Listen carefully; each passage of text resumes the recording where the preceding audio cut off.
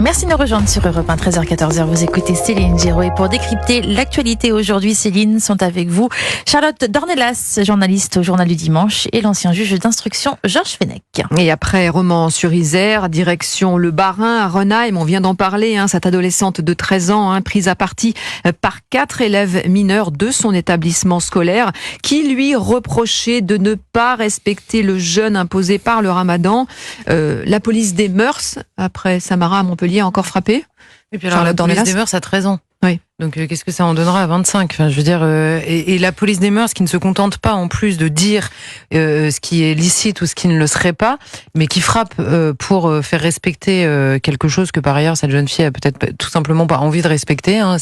Mais là on sent que c'est à la fois le rattachement par force au groupe. Il faut absolument qu'elle respecte le Ramadan, mais c'est quelque chose malheureusement qu'on a déjà vu et qu'on voit, alors de manière, Dieu merci, moins violente parfois, mais dans les écoles, de plus en plus de directeurs d'établissement qui vous disent qu'il y a une ségrégation de fait dans les cantines, par exemple, avec les tables sans porc, avec porc. Donc c'est vraiment en effet une distinction entre qui appartient au groupe, et donc si vous êtes déclaré appartenir au groupe par d'autres, vous devez respecter la loi, et d'une certaine manière, ce qui est arrivé et qui est bien plus dramatique évidemment à Chamseddine, c'est un peu la même histoire, ce qu'on appelle le crime d'honneur, avec un mot qui peut avoir l'air gênant, mais laver la réputation d'une famille qui aurait été entachée. Pour protéger la réputation soi-disant de leur petite sœur, ils vont jusqu'à tuer un gamin, là encore une fois, de 15 ans. Donc c'est évidemment que ce sont des cas, des cas qui étaient jusque-là individuels, qui se répètent quand même avec un rythme qui est objectivement inquiétant. Et quand bien même il y en aurait-il qu'un, de toute façon ce serait abominable. Non mais là en ce moment c'est tous les jours, ou toutes les semaines. C'est vrai que la récurrence interpelle. Georges Fenech, on l'a dit, l'âge, le motif religieux, cette police des mœurs, cet effet de groupe, avec des jeunes aussi jeunes. Moi, ce qui m'interpelle, parce qu'on en parle, on le commente sur nos antennes, mais je n'entends pas les responsables religieux de l'islam, ceux qui sont supposés avoir une autorité morale quand même. Je sais bien qu'il n'y a pas de clergé comme dans d'autres religions, je sais bien qu'il y a différents islams, mais c'est quand même au nom de cet islam, même avec ses variantes, que ces jeunes se livrent à des actes intolérables, qui soient des actes de coercition, des actes de délinquance. J'aimerais beaucoup entendre des voix autorisées dans ce pays pour rappeler à la jeunesse qu'ils appartiennent à une religion, mais qu'au nom de cette religion, ils ne peuvent pas ni l'imposer à qui que ce soit, ni en leur nom commettre des actes répréhensibles. C'est ça qui m'interpelle surtout. Oui. Ni punir celui qui la quitte, parce que là, en l'occurrence, c'est la question qui se pose. Oui. Et c'est aussi la question de l'apostasie, qui se pose partout en Europe. Et c'est pareil, il y a une chape de plomb sur le sujet qui est quand même incroyable. On n'arrive pas à regarder en face, alors certains par lâcheté, d'autres par peur, tout simplement. On n'arrive pas à regarder en face le rapport aux religieux, mais surtout à l'autre, à l'altérité, même au sein d'une même communauté initialement culturelle, beaucoup plus que religieuse, on le voit bien. Donc c'est un sujet, il faut s'en préoccuper maintenant. C'est déjà bien tard par rapport au nombre de cas qu'on a déjà recensés, mais je veux dire, il faut réagir extrêmement rapidement. Et quand je vois certains responsables qui continuent à noyer le poisson, à relativiser, à nous expliquer que oui, que non, quand Éric Dupond-Moretti, je prends que cet exemple-là, nous dit il ne s'agit pas d'un crime d'honneur, il faut l'appeler crime d'horreur. Donc, il lui dit, on est d'accord, mais c'est pas les gens qui utilisent ce mot parce qu'il est utilisé et parce que c'est au nom de l'honneur de leur petite sœur qu'ils ont tabassé à mort ce gamin-là. C'est évidemment pas une manière de qualifier positivement ce qu'ils viennent de faire. C'est simplement que c'est au nom de l'honneur. Donc c'est sur ce terrain-là qu'il faut répondre en disant, écoutez, en France, c'est inimaginable. Et quand on répète c'est intolérable, c'est inqualifiable, d'abord non, c'est pas inqualifiable, c'est précisément qualifiable. On comprend ce qu'il s'est passé. Et deux, si c'est intolérable, il faut cesser de le tolérer. Cesser de le tolérer, ça commence au moment où on arrive à poser les mots justes sur ce qu'il est en train de se passer. Qu'est-ce que vous pensez de cette polémique autour des termes employés par les journalistes qui parlent justement de crime d'honneur en disant que c'est un terme médiéval, chevaleresque et qu'il est totalement inapproprié dans ce cas précis?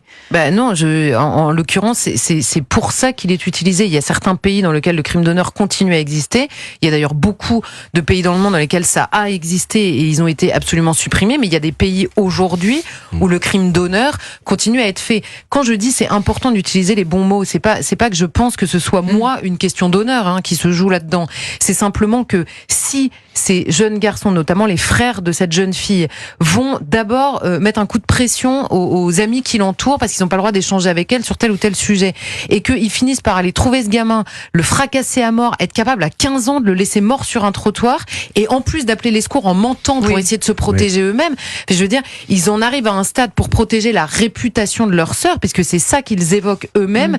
Eh bien, c'est sur ce terrain-là qu'il faut répondre, et répondre vite. Et là, pour le coup, faut clairement interroger les parents. Les gamins de 13 ans qui vont tabasser une gamine dans le bus parce qu'elle a mangé pendant le ramadan, l'idée, elle est pas née toute seule. Hein. Oui, et je veux dire, je sais pas ce qu'ils entendent à la maison ou dans leur environnement ou dans la rue, ou je sais pas où traînent ces gamins. Enfin, ils ont bien entendu ça quelque part. À 13 ans, ça n'est pas tout seul. Évidemment, moi, je pense que là, on ne voit que la pointe immergée de l'iceberg, parce que évidemment ça se voit, une agression, un meurtre, mais je pense qu'à bas bruit, ces filles notamment, ces jeunes adolescentes musulmanes subissent des contraintes quotidiennes chez elles, costumes, de respect de ceci, de cela, des modes de vie qui sans doute, elles sont des jeunes françaises, elles ont envie de vivre comme tout le monde, elles doivent subir un endoctrinement absolument épouvantable, de coercition, d'atteinte à leur propre liberté de jeunes femmes qui ont envie de vivre leur adolescence, leur jeunesse.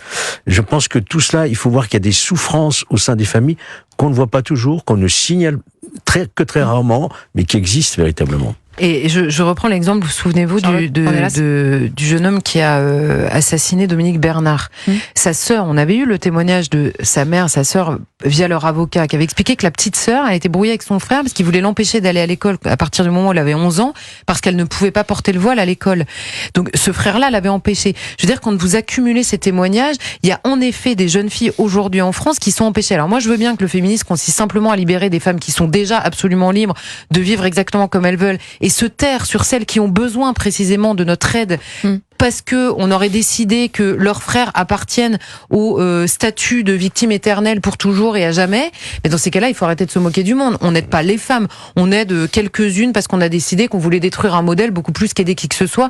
D'ailleurs, ce seul sujet, il est comme c'est quand même énorme, quoi. Je veux dire, quand j'avais lu ce témoignage-là au moment d'Arras, je m'étais dit mais pourquoi personne ne réagit sur cette gamine, sa mère, qui sont traités comme des moins que rien par leurs fils et frères. Enfin, c'est complètement dingue. On les entend pas, les féministes, selon vous, pas assez? Les féministes, pardonnez-moi, les féministes? Sur ce sujet, vous les entendez ou moi je les entends pas beaucoup. Vous savez, on a peur, c'est une religion, faut pas porter atteinte. Mais vous ne pouvez pas imposer au nom d'une religion des atteintes à la vie des autres dans leur vie quotidienne, en réalité. Si je puis me permettre, je sais que ça va peut-être vous choquer, je retrouve là une forme d'emprise, de dérive sectaire telle que je les ai connues. Je dis pas que l'islam est bien entendu. Je dis simplement qu'il y a des dérives au sein de cette religion qu'on pourrait considérer comme amenant à des ruptures. Ce qui caractérise un mouvement à caractère sectaire, c'est la rupture avec la société, avec l'éducation, avec le soin, c'est ça. Et là, on voit bien qu'on essaye d'isoler certaines jeunes femmes d'une vie sociale normale, si vous voulez. En ce sens, c'est quand même quelque chose d'inquiétant.